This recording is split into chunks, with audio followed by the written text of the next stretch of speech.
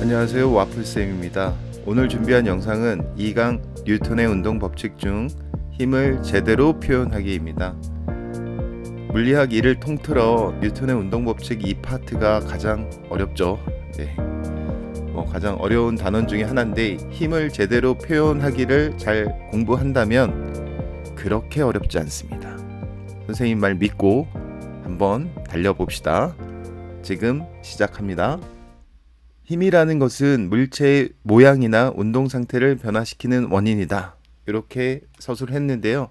네, 이거 모르는 학생 없겠죠. 네, 그런데 우리는 뭐에 관심을 가질 것이냐? 처음에 모양은 이제 뭐 큰 관심은 없어요. 물리학 1을 기준으로 봤을 때 운동 상태에 관심이 많거든요. 그러면 이 운동 상태를 어떻게 우리가 볼 것이냐 이거죠. 근데 이 운동 상태를 움직임으로 보는 친구는 안 됩니다. 운동 상태는 움직임이 아니에요. 운동 상태는 빨라지거나 느려지거나 방향이 바뀌는 그런 상태입니다. 그래서 이걸 써보면 이것을 움직임으로 보는 것은 이거는 뭐 그렇게 좋지 않다. 좋지 않다. 빨라지거나 느려지거나 방향이 바뀌는 것으로 보자. 왜냐? 힘을 주지 않아도 움직일 수 있는 거 아세요? 힘을 안 줬는데 어떻게 움직이죠? 얘가 원래 움직이고 있었으면 힘을 안 줘도 움직일 수 있어요. 계속 가겠죠. 오히려 힘이 없으면 계속 갑니다. 그러니 힘이라는 것이 움직임을 시작하는 원인은 맞지만 움직임 자체의 힘이 이퀄은 아니라는 거죠. 그러면 어떻게? 빨르방으로 보라는 얘기죠. 빨라지거나 느려지거나 방향이 바뀐다. 그래서 이것을 가속도라고 표현하기로 했습니다. 그래서 가속도라는 것은 1초 동안의 속도 변화량 빨르방 이렇게 되는 거예요. 기호로 쓰면 A고요. 단위는 미터 퍼 세컨드가 1초 만에 변하기 때문에 미터 퍼 세크 제곱 이렇게 되는 거죠. 그러면 여기 있는 F는 힘이죠. 힘은 기호로 F라고 쓰는 거예요. 영어로 폴스, 여기서 따온 거예요. 그러면 이거는 단위가 뉴턴 이렇게 되죠. 기호와 단위가 있으니까 이것도 헷갈리시면 안 돼요. 그래서 다시 말씀드리면 F와 가속도가 무슨 관계다? 네, 자연스럽게 비례 관계가 되죠. 그럼 뭐가 성립된다? 그 유명한 F는 ma 이렇게 되는 거예요. 이해되셨죠? 그래서 물체에 힘을 주면 빨라지거나 느려지거나 방향이 바뀌어요. 이렇게 생각해 주시면 좋겠고요. 그래서 F는 ma 이렇게 될 수 있었으면 좋겠습니다.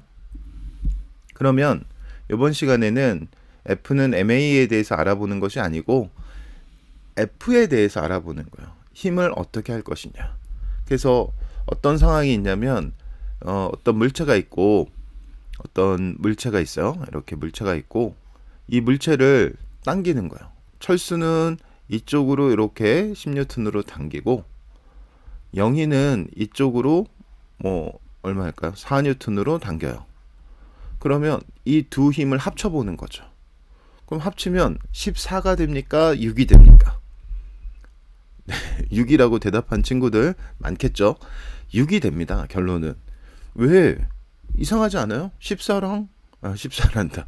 10이랑 4랑 합쳤는데 왜 6이 되는 거야? 왜 6이 되는 거야? 왜 6이 되는 거야? 네. 바로 답은 방향이기 때문에 그렇죠. 방향이 있기 때문에. 그래서 이런 방향적인 요소를 지금 위에서 보면은 잘 표시하고 있는 거잖아요. 오른쪽으로 왼쪽으로 이렇게. 그러면 힘을 표현하는데 무엇이 유리합니까? 어떤 방법이 유리하냐고 물어본 것이고요. 어떤 방법이 유리하냐면 선생님처럼 화살표로 표시하면은 유리하다. 이런 느낌을 가지고 다음 장으로 넘어가겠습니다. 힘의 표현은 화살표 이렇게. 네, 그래서 화살표를 우리가 이제 보통 그리잖아요. 보통 그릴 때 그냥 과감하게 이렇게 그리면 돼요. 이렇게 그리면 이게 힘에 대한 표현이다. 이렇게 보면 되겠고요. 여기 시작점이죠. 화살표가 시작한 점을 뭐라고 부르냐면 작용점이라고 부르고요. 요 길이를 힘의 크기라고 하고요. 화살표의 길이를 크기. 그 다음에 여기 머리죠. 화살표 머리가 나타내는 것을 방향. 이렇게 이야기합니다. 몇 개죠? 1개, 2개, 3개죠? 그래서 이것을 힘의 3요소, 이것을 힘의 3요소 이렇게 이야기하는 것입니다. 괜찮죠? 근데 이때 이제 더 중요한 거는 이렇게 이제 3요소를 알았어. 더 중요한 거는 이 작용점이죠. 이 작용점은 힘을 주는 애가 아니라 힘을 받는 애한테 표시해야 돼요. 힘이라는 게 주거니 받거니잖아요. 그러니까 힘을 주는 애가 있으면 받는 애가 있는 거잖아요.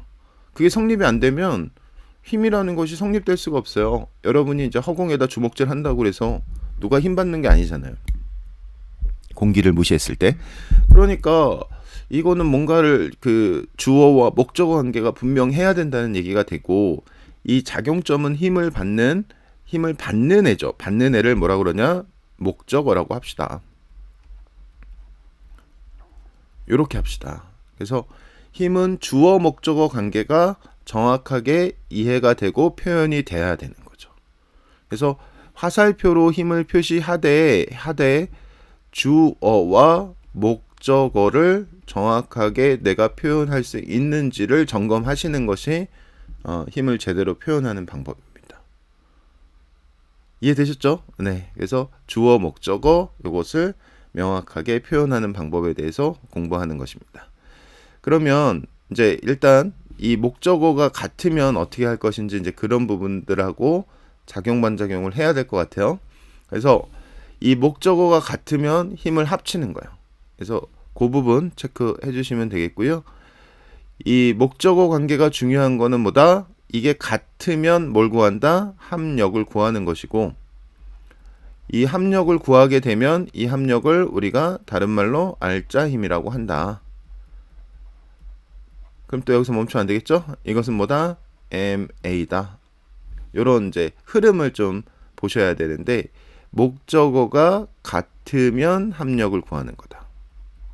목적어가 다르면 합력을 구할 이유가 없어요. 여러분이 영상을 지금 핸드폰이나 PC로 보고 계실 텐데, 뭐 주변에 있는 연필을 들어보세요. 선생님은 뭘 들까요? 네, 선생님은 집에 있는 마우스를 들겠습니다. 이렇게 선생님이 준 힘은 마우스에 작용하고 여러분이 준 힘은 연필에 작용할 때는 이거는 합쳐서 의미가 안 생기잖아요. 힘이라는 것이 같은 물체에 작용했을 때 합치는 것이므로, 같은 물체에 작용할 때 합치므로 목적어가 같을 때만 합친다는 얘기죠. 괜찮겠죠? 이거 되게 중요한 이야기입니다. 목적어 다른 것은 합쳐서 의미가 나타나지 않는다. 그러니 다시 강조드립니다. 힘은 주어, 목적어 이 관계가 명확해야 한다. 그래서 목적어가 같으면 합치고 그 합력을 알짜 힘이라고 부르고 그것을 MA와 크기가 같다. 이렇게 이제 정리하시면 좋겠어요. 근데 이때 지금 좀 땡겨서 배울 게 있어요. 그게 뭐냐면 작용 반작용인데요. 뉴턴께서, 위대한 과학자 뉴턴께서 모든 힘은 짝이 있다는 걸 알게 됐어요. 그래서 작용이라고 하는 것이 있고, 이거의 짝이 반작용이 있고, 얘네 둘은 항상 항상 같은 크기 반대 방향으로 존재한다. 요거는 이제 알게 된 거예요. 자, 같은 크기 반대 방향, 여기 중요한 겁니다. 그러면 이제 작용을 선생님이 이렇게 써볼게요. A가 B를 미는 힘, 이렇게 써보면 여러분 자연스럽게 어떻게 반작용은 B가 A를 미는 힘이 있고 이것이 반드시 존재하는 거다. 그럼 작용 반작용을 찾는 가장 중요한 요소는 이렇게 주어와 목적어를 바꾸는 거죠. 그래서 주어 목적어를 바꿔주면 작용 반작용이 되고요. 자, 얘네 둘은 같은 크기 반대 방향입니다. 하지만 네, 두 개를 합치진 않습니다. 왜 그렇죠? 왜 그렇죠? 눈치 채셨나요? 목적어 같아요, 달라요? 다르죠. 목적어와 다르니까 이 작용 반작용은 합력을 구하진 않습니다. 그래서 조심해야 돼요. 이 작용과 반작용을 합치면 얼마가 되느냐 물어보면 대부분의 친구들이 0이 된다고 하는데 왜 합쳐요? 왜 합쳐요? 작용 반작용은 합치면 안 됩니다. 어떤 것을 합치는 거냐면 예를 들어서 이렇게 땅 위에 자동차가 하나 있다. 땅 위에 이렇게 자동차가 떠 있으면 안 되는데, 자, 네, 붙어 있는 겁니다. 자, 그리다 보니까 약간 떴는데, 자, 이런 자동차가 있을 때 이 자동차의 중력이라는 게 작용할 거 아닙니까? 그래서 이 중력, 이렇게 아래쪽으로 중력이 작용할 것이고, 이 중력과 반대 방향으로 수직항력이라는 것이 작용해서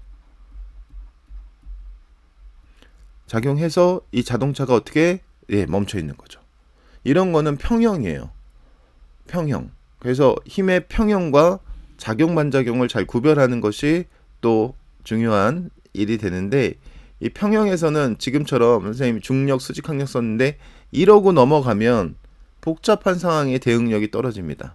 그래서 중력이라는 말 대신에 뭐가 지구가 자동차를 이렇게 뭐 당기는 힘 이런 식으로 표시해 주고요. 수직항력은 이건 땅바닥이 지면이 누구를 자동차를 떠받치는 힘 이렇게 해주는 거예요. 이렇게 해주시면은 요 두 힘도 마찬가지죠. 두 힘도 마찬가지로 공통점이 뭐냐면 같은 크기 반대 방향이에요. 그래서 헷갈리는 거예요. 이게 같은 크기 반대 방향이긴 한데 어떻게? 네, 다른 점이 뭐냐? 이거는 합치지 못하지만 이거는 합칠 수 있고, 합치지 못한 이유가 목적어가 달라서 그런 거였고, 이것은 목적어 같은 거죠. 그래서 이 평형에서는 동일 목적어가 중요한 키워드가 되는 것이에요. 괜찮죠? 그래서 자, 요 부분은 작용과 반작용 정리하시고, 이 부분은 평형관계 힘입니다. 힘의 평형 이렇게 정리를 해주시면 좋겠습니다. 자, 그러면 이제 완자물리학 1 35쪽에 있는 자료 4번 그림인데요. 자, 이 그림에서 힘을 어떻게 표현할 것인지 배운 것을 바탕으로 실행해 보도록 하겠습니다. 먼저 포커스를 맞춰야 돼요. 그러니까 포커스를 맞춘다는 것은 이 자리가 목적어 자리가 된다라는 거죠. 그러니까 목적어가 포커스다. 힘을 받는 애가 포커스다. 이렇게 정리할 수 있을까요? 그러면 여기 이 물체, M이 물체죠. 물체에 포커스를 하나 맞춰주고요. 그 다음에 이제 두 개가 남았는데 교실 바닥은 뭐 포커스 맞출 거 없을 것 같고, 책상이 포커스를 맞춰주는 이런 겁니다.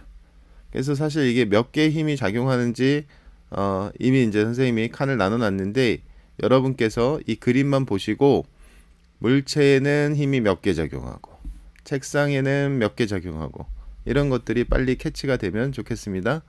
그래서 물체와 책상에 포커스를 맞췄어요. 그럼 목적어가 끝난 거예요.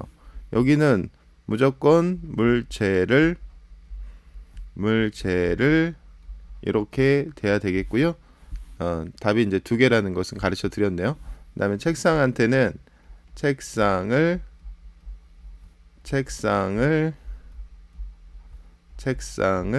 이렇게 목적어가 맞는다는 거죠. 그러면 제일 만만한 건 뭐냐면 중력이 되지 않을까요? 만만히. 그래서 지구가, 중력이 하셔도 괜찮겠지만 지구가로 해주세요. 지구가 물체를 당기는 힘. 이 뒷부분은 뭐 크게 중요하지 않은데 앞에 화살표는 좀 중요합니다. 그래서 무엇을 더해야 되고 무엇을 빼야 되는지 봐야 되기 때문에 이 화살표는 좀 주의해 주셔야 되겠고요. 지구가 책상을 당기는 힘. 이런 것을 뭐라고 한다? 중력이라고 한단 말이야. 그래서 중력 이렇게 얘기하지 마시고, 중력은 지구가 지구가 물체를 당기는 힘이다.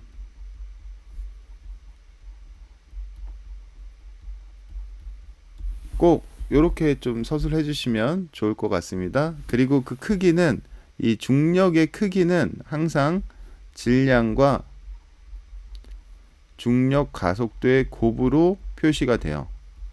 그래서 이걸 한글로 쓰니까 길잖아요. 그래서 mg라고 이렇게 이제 쓸 거니까, 여기 m 나왔죠? m 나왔고 중력 가속도는 이제 g라고 해서 9.8이죠. 그래서 요거는 mg랑 같아, 이렇게 이야기할 수 있는 거야. 그러면 이거는 이제 책상에 질량이 안 나왔으니까 뭐 일단 라지 m이라고 할까? 라지 mg, 이렇게 책상을 라지 m을 줍시다. 그러면 이제 그 조금 이해 안 되는 상황이, 이제 물체부터 상황이 전개가 된 거죠. 왜냐면 지구가 당겼으면 어디로 가야 돼? 땅 속으로 가야 되는데 안 가잖아. 안 간 이유는 위로 떠받치는 힘이 존재한다는 거고, 위로 떠받치는 힘의 정체는 책상이 물체를 떠받치는 힘이다. 이렇게 서술이 될 수 있죠. 괜찮죠? 네. 그래서 요거는 또 크기가 뭐랑 같냐면 mg랑 같음을 알 수 있어요. 왜냐하면 이렇게 두 개가 평형이기 때문에. 괜찮습니까? 평형하면 5글자 동일 목적어, 동일 목적어 체크되네요. 그래서 이 둘의 관계가 평형이다라는 것을 알 수 있습니다. 그리고 이제 내려와요.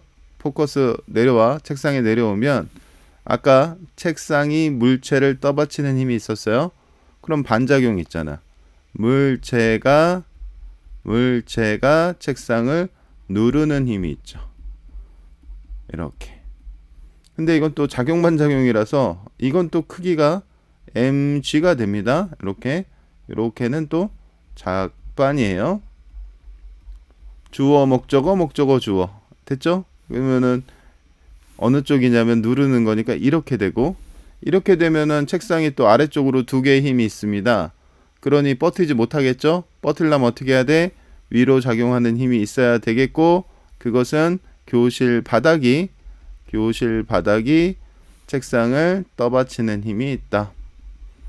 이렇게 되는 거죠. 그러면 이 힘의 크기라고 하는 것은 이 라지 mg와 스몰 mg를 합친 거네요. 조금 다른 색깔로 쓰면 라지 mg와 스몰 mg를 합친 이 크기가 이 바닥이 책상을 떠받치는 힘이 되는 거죠. 그래서 이제 결론적으로는 이 교실 바닥을 책상과 물체가 동시에 누르는 그런 효과가 나타나지만, 이런 표를 그려서 그 상호작용이 어떻게 일어나는지를 좀 관찰을 할 수가 있어야 돼요. 그래야 좀 세밀하게 문제를 잘 풀 수 있습니다. 다음은 완자물리학 40페이지에 있는 24번 그림이고요. 이 24번 그림에서는 이제 A에게는 힘이 3개 작용하고요. B에게는 힘이 3개 작용합니다. 미리 가르쳐 드렸고요. 그럼 쌤하고 한번 찾아보도록 하겠습니다. 이걸 볼 때 왜 3개냐면 사실 중력 있죠, 자기력 있죠, 장력 있죠. 장력이라고 하는 건 실이 당기는 힘이거든요. 그래서 3개라고 한 겁니다. 그러면 이거를 중력, 장력, 자기력 뭐 이런 식으로 표시를 하면 또 우리가 뭘 더해야 되고 누가 또 작용 반작용인지 찾는데 좀 애매하니까 이 표를 작성하는 걸 연습을 하시고, 이것이 이제 퍼펙트하게 잘 되면 그때는 뭐 중력, 자기력, 수직학력 이런 식의 표현도 괜찮습니다. 그래서 일단은 뭐부터? 일단 뭐부터? 만만히 중력부터 하겠습니다. 그래서 지구가 누구를? A를 당기는 힘이 존재한다. 당기는 힘이 이렇게 존재한다. 이렇게 보고, B도 마찬가지죠. 이거 항상 중력부터 생각하면 돼요. 자, 중력은 mg라고 했습니다. 지금 이제 크기는 보지 않도록 하겠습니다만 질량이 나오고 중력 가속도가 나오면 두 개를 곱하면 중력이 된다. 지구가 B를 당기는 힘이 중력이 먼저 이렇게 표시가 되겠다. 그 다음에 이제 자기력이 표시가 돼야 돼요. 근데 이게 지금 청력이네요. 이 둘의 자기력이 청력으로 서로 밀어내는 힘으로 자기력이 작용하니까 얘는 위로 작용하고 얘는 아래로 작용하겠죠.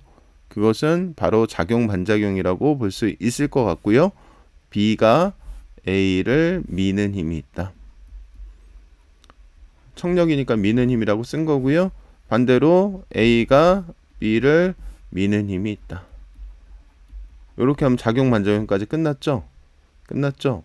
그래서 얘가 만약에 이 두 힘이 평형을 이루면 사실 저 실은 여기가 끊어져도 상관이 없는 거예요.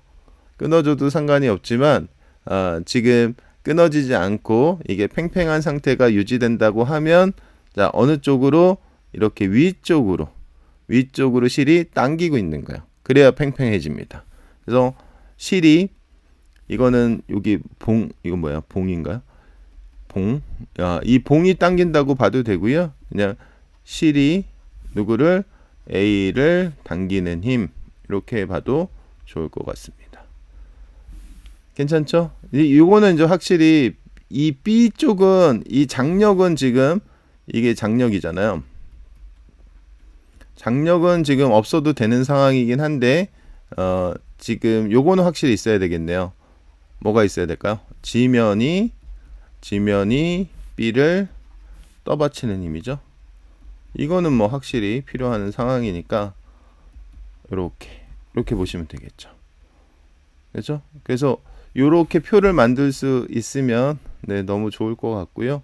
여기서 지금 이런 게 성립된다라는 거죠. 번호를 매겨줄게요.